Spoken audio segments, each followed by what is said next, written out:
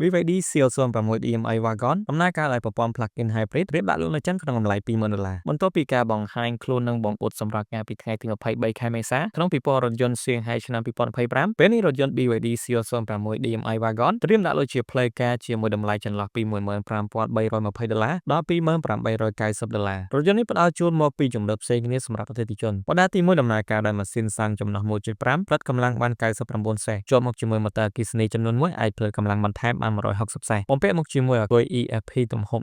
10.08 kW ម៉ោងប្រើអគ្គិសនីសុទ្ធអាចបើកបរបានចម្ងាយ 53 km គិតតាមស្តង់ដារវាស់ចម្ងាយ CLTC តែបើប្រើអគ្គិសនីលាសាអាចបើកបរបានចម្ងាយសរុបជាង 2,000 km ចំពោះម៉ូដែលទី2ដំណើរការដោយម៉ាស៊ីនសាំងចំណុះ 1.5 ដូចគ្នាអាចផ្លិតកម្លាំងបាន 99 សេសជាប់មកជាមួយម៉ូទ័រអគ្គិសនីចំនួន1អាចផ្លិតកម្លាំងបន្ថែមបាន 215 សេសបំពាក់មកជាមួយអាគុយ EFP ទំហំ 15.87 kW ម៉ោងប្រើអគ្គិសនីសុទ្ធអាចបើកបរបានចម្ងាយ 83 km គិតតាមស្តង់ដារវាស់ចម្ងាយ CLTC តែបើប្រើអគ្គិសនីលេសាំងរថយន្តនេះអាចបើកបរបានចម្ងាយសរុបជាង 2,000 km រថយន្ត BYD Seal 06 DMI Wagon មានលក្ខណៈស្រដៀងគ្នាទៅនឹងរថយន្ត BYD Seal 06 DMI Sedan ហើយបានរក្សាការរចនាបថបែប Ocean ដែលបានពង្រីកទំហំផ្នែកខាងក្រោយវែងជាងមុនដើម្បីបង្កើនទំហំផ្ទុកអីវ៉ាន់ចូលមកដល់រូបរាងខាងក្រៅវិញម្ដងរថយន្តនេះមានប្រវែងតួខ្លួនសរុប 4,850 មីលីម៉ែត្រទទឹង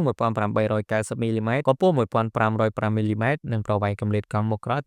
2,790 មីលីម៉ែត្រនៅផ្នែកខាងមុខមានបំពាក់មកជាមួយចង្កៀងរាងវែងហើយមានភ្លើង Daytime Running Light កាត់ជាពីរផ្នែកបំពាក់មកជាមួយប៉ាណែលខាងមុខមានរូបរាងជាត្រីកោណបែបបញ្ច្រាសខណៈផ្នែកខាងក្រោយបំពាក់មកជាមួយភ្លើង LED អូសកាត់ពេញទៅទាំងផ្នែកខាងក្រោយហើយបន្ថែមមកជាមួយផ្លិតទឹកតូចមួយនិង spoiler នៅលើលំមផ្នែកខាងក្រោយរថយន្ត BYD Seal 06 DMI ប្រើប្រាស់ប្រព័ន្ធបើកបរឆ្លាតវៃចំនួនទី3ដោយបំពាក់មកជាមួយរ៉ាដារលក 5 មីលីម៉ែត្ររ៉ាដា Ultrasonic ចំនួន 12 គ្រាប់និងប្រព័ន្ធកាមេរ៉ា 360 ដឺក្រេដើម្បីផ្ដល់សុវត្ថិភាពនៅពេលបើកបរនិងផ្ដល់ភាពងាយស្រួលពេលចេញចូលចំណតជាមួយប្រព័ន្ធបើកបរឆ្លាតវៃចំនួនទី3នេះគាំទ្រដោយមុខងារជំនួយការបើកបរលើផ្លូវ Highway ការបដូរគន្លងឆ្លាតវៃនិងការចូលចតរថយន្តដោយស្វ័យប្រវត្តិចូលមកដល់ផ្នែកខាងក្នុងរថយន្ត BYD Seal 06 DMI Wagon បំពាក់មកជាមួយអេក្រង់ Digital ទំហំ 12.3 អ៊ីងអេក្រង់កំសាន្ត Touch Screen អាចបង្វិលបានទំហំ 15.6 អ៊ីងកន្លែងសាកថ្មទូរស័ព្ទឥតប្រើខ្សែទំហំ 50 វ៉ាតនិងបំពាក់មកជាមួយដៃចង្កូតរចនារាងអក្សរ D ចំពោះកៅអីនៅផ្នែកខាងមុខជាប្រភេទកៅអីចុចអូតូមានមុខងារខ្យល់ក្តៅខ្យល់ត្រជាក់ចំណែកកៅអីអ្នកដំណើរនៅផ្នែកខាងក្រោយបំពាក់មកជាមួយទ្រនាប់ក្បាលដែលអាចសេរីឡើងចុះបានតម្រូវតាមកម្ពស់នៃអង្គុយជាក់ស្ដែងហើយចំពោះកៅអីនៅផ្នែកខាងក្រោយនេះក៏អាចសេរីបត់បានផងដែរនៅមិនទាន់អស់ទេបងប្អូននៅផ្នែកខាងក្រោយក៏បានពាក់មកជាមួយរន្ធបំលែងភ្លើងទំហំ